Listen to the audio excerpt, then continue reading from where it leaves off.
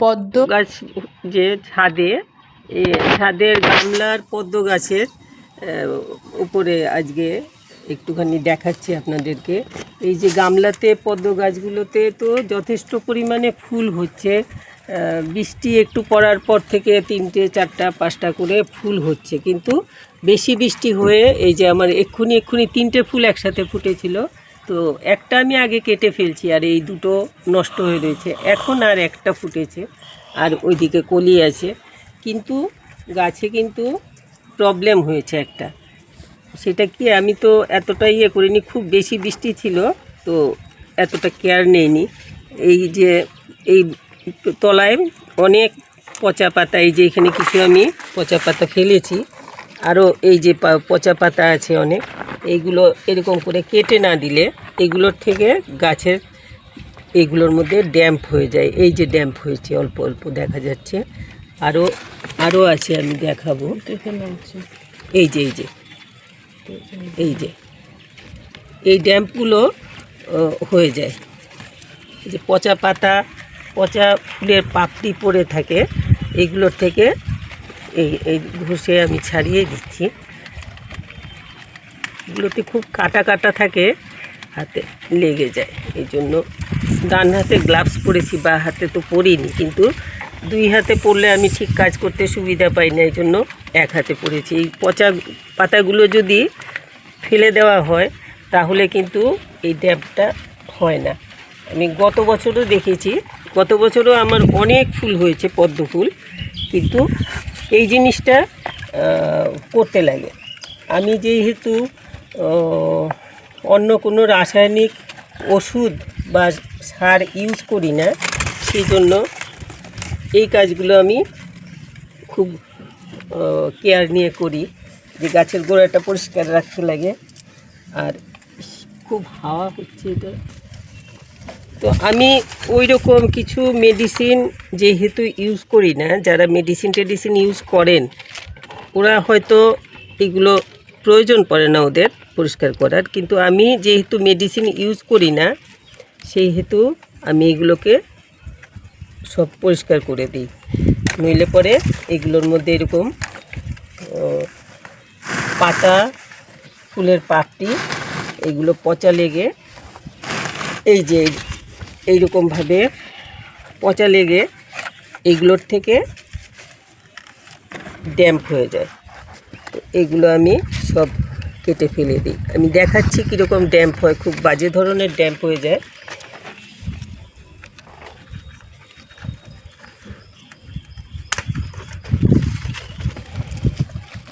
এই যে এরকম ড্যাম্প হয়ে যায়, তো এই জন্য জলটার মধ্যে এইরকম ড্যাম্পের জার্ম তৈরি হয়ে যায়। এই দিকে হয়েছে কিছু, আরও পাতার গোড়াতে যদি হয়, পাতার গোড়া দিয়ে কলিগুলো বেরোয়, আর পাতার গোড়াতে যদি হয় তাহলে তো কলিগুলোর ক্ষতি হয়ে যায়। সেই জন্য এইগুলোকে আমি পরিষ্কার করে দিই। পরিষ্কার করে দিলে পরে তাহলে ওই মশার যে লার্ভা, এইগুলোও কম তৈরি হয়। আর জলটা এইরকম কিছু দেখলে পরে জলটাকে ভাসিয়ে দেবেন 3 দিন 4 দিন পর পর, বেশি করে জল দিয়ে। এই যে গোড়াগুলো, এই যেহেতু আমি এই পাতাগুলো কাটতে পারবো না, এই যে এইটা তো পুরনো ফুলটা, এটা আমি কেটে দিতে পারি। এইগুলো আমি রাখি না, এগুলো কেটে ফেলে দিই। তো এটা আমি কেটে ফেললাম। এগুলো ফুটেছিল কদিন আগে, কি আরও কদিন থাকতো, কিন্তু খুব বেশি বৃষ্টি হওয়াতে নষ্ট হয়ে গেছে। তো আমি পাতার গোড়াগুলো যে জায়গাগুলোতে ড্যাম্প হয়েছে সেগুলো আমি ঘষে এইরকম করে পরিষ্কার করে দিলাম। তো এরকমভাবে আপনারা করে দেবেন। নইলে পরে যদি আপনারা ওই যে কি বলে কেমিক্যাল মেডিসিন কিছু ইউজ না করেন, তাহলে পরে আমি এই বুদ্ধিটা করি আর কি, আপনাদেরকে বলছি, যারা করছেন তাদেরকে বলছি, যদি আপনারা কেমিক্যাল ইউজ না করেন তাহলে এইভাবে ড্যাম্পটা চেষ্টা করবেন ছাড়িয়ে দিতে, এরকম করে ঘষে ঘষে দিলে তারপরে জলটা একটুখানি ফ্রেশ জল দিয়ে দেবেন, তাতেও অনেক ভালো হবে। এই যে এই রকমভাবে ড্যাম্প হয়েছে, এই যে এগুলো হাতে ধরা যায় না, পাতাগুলোর মধ্যে তো কাটা থাকে, ওই জন্য আমি পাতা দিয়েই ঘষে দিচ্ছি। এরকম ঘষে দিলে পরে ড্যাম্পটা অনেকটা ছেড়ে যায়। তো এইগুলোকে আমি ঘষে দিলাম। আর যতটুকু সম্ভব শুকনো পাতা, পচা পাতা সব জলের থেকে তুলে ফেলে দেবেন, নইলে পরে এইগুলো পচেই গাছের গোড়ায় অনেক ক্ষতি করে ফেলবে। আমি এইভাবে পরিষ্কার করে দিই। আর বেশি দিন একভাবে না রেখে কদিন পর পর 3-4 দিন পর পর জল দিয়ে জলটা একটু ভাসিয়ে দেবেন। ভাসিয়ে দিলে ওপর থেকে জলটা বেরিয়ে গেলে এই যে এরকম করে সব পচা পাতাগুলো ফেলে দিতে লাগবে। আমার কদিন হয়ে গেছে, মাঝখানে বৃষ্টি হওয়াতে আমি শুকনো পাতাগুলো ফেলতে পারিনি, ওই শুকনো পাতাগুলো জলের মধ্যে পড়ে যায়, পড়ে পচে গেছে এরকমভাবে।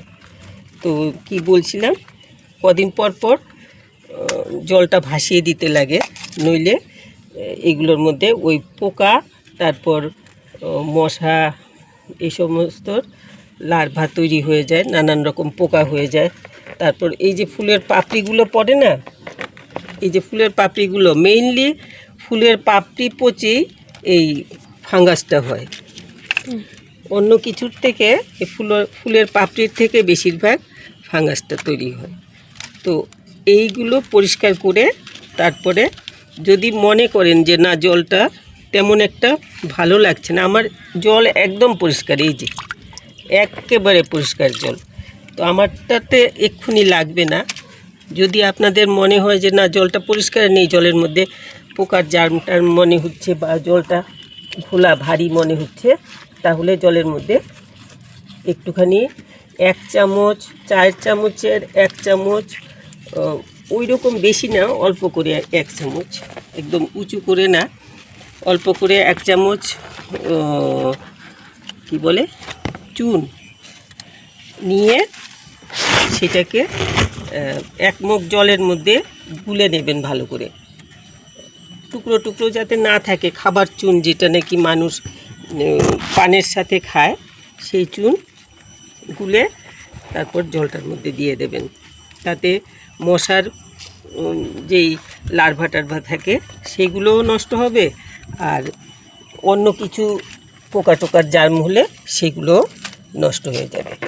এইভাবে পরিষ্কার করে, আর জলটা আমার এখন একটু কমে গেছে, আমি আবার জলটা ভাসিয়ে দেব, পরিষ্কার করব দেখে জলটা ভাসাইনি, তো জলটা দিয়ে এখন ভাসিয়ে দেব। এইভাবে করবেন।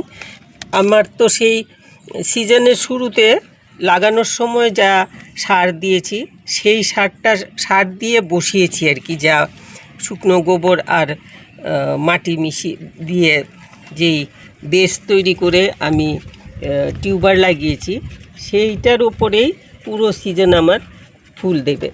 গত বছরও আমি এইভাবেই পুরো সিজন ফুল পেয়েছি, এই বছরও শুরু হয়ে গেছে অনেক আগের থেকে। এইটাতে তো এখন পর্যন্ত অনেকগুলো ফুল ফুটে গেছে। তো এইভাবে পরিষ্কার করে রাখবেন, পরিষ্কার করে না রাখলে কিন্তু ওই ড্যাম্প হবে, তারপর পোকা হবে, মশা হবে, তাতে ফুলও নষ্ট হবে, সব ফুল ফুটবে না, আবার গাছেরও ক্ষতি হয়ে যাবে। তারপর মশার বাচ্চা তৈরি হবে, তাতে মশার উপদ্রব হবে। এই জন্য এগুলো সব, এই যে এত এত আবর্জনা বেরিয়েছে, আমি তো অনেক দিনের মধ্যে পরিষ্কার করিনি। এত দেরি না করে তাড়াতাড়ি করে পরিষ্কার করে দিলে ভালো হয়। এইগুলো আমি সব পরিষ্কার করে দিলাম।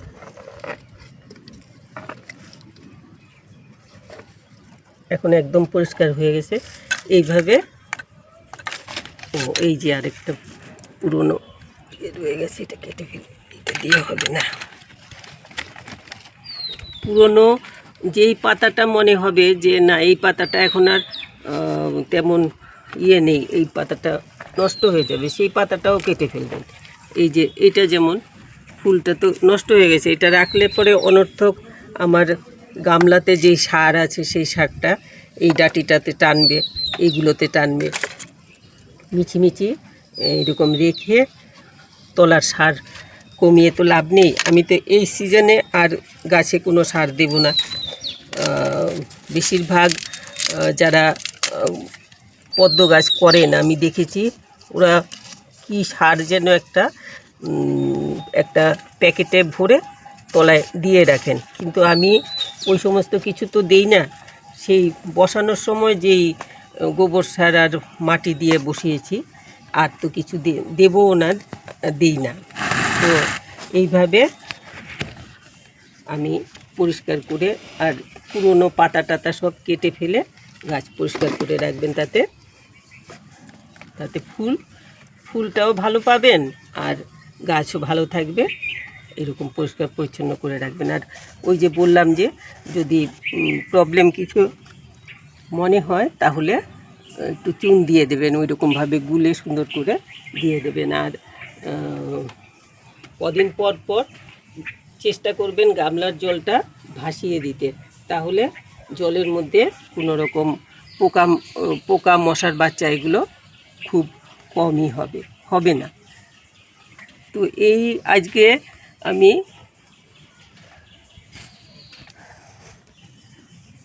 আমি বললাম অন্ততপক্ষে এই কাজটা আমাদের মাসে একবার করতে লাগবে, নইলে পরে 1 মাস পর পর যদি আমরা গামলাটাকে একটু পরিষ্কার করে দিই, শুকনো পাতা, শুকনো ফুলের ডাঁটি এই সমস্ত ফেলে টেলে পরিষ্কার করে দিই, তাহলে পুরো সিজন গাছ একদম ভালো থাকবে। আমার ওই দিকের গাছগুলো সব পরিষ্কার করতে লাগবে, আমি করিনি, এটা আমার ফল্ট হয়ে গেছে একটা।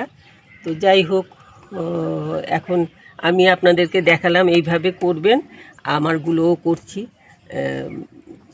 1 মাস 1.5 মাসের মাথায় পরিষ্কার করে দেবেন, আর তাহলে পুরো সিজন ভালোভাবে ফুল পেয়ে যাবেন। আমার গাছগুলোতে কিন্তু অনেক ফুল এর মধ্যেই দিয়ে ফেলছে। বৃষ্টি একটু হয়েছে কি হয়নি, তখন থেকেই শুরু হয়ে গেছে ফুল ফোটা। তো আপনাদেরও নিশ্চয়ই এরকম হবে আশা করছি।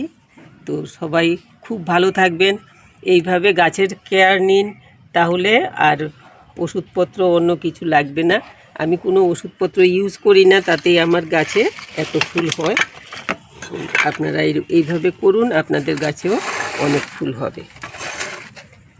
সবাই খুব ভালো থাকবেন, একটু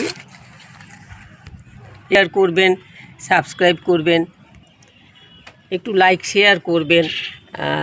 আমি বলি সব সময়, তবু আবারও বলছি, ভালো লাগলে একটু লাইক শেয়ার করবেন, একটু কমেন্ট বক্সে কিছু লিখে দেবেন, ভালো লাগলো কি লাগলো না, বা কোনটা আর একটু কিছু জানার থাকে যদি, বা বলার থাকে যদি কমেন্ট বক্সে লিখে জানাবেন। সবাই খুব ভালো থাকবেন, আপনাদের গাছকেও ভালো রাখুন, বেশি করে ফুল আসুক এটা আমিও চাই। সবাই খুব ভালো থাকবে।